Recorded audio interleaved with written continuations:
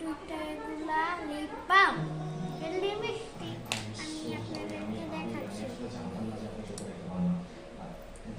সকালে আপনাকে আমার এখন জেনে আমার খুব গিল্টি লাগতেছে। আমি এক কাজ করছি, আমি চলে যাচ্ছি। আমি আসলে বুঝতেই পারিনি যে আপনি এই রুমে আছেন।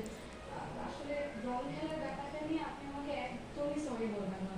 আমি কিন্তু মোটেও রাখিনি, বরং ভালোই লেগেছে।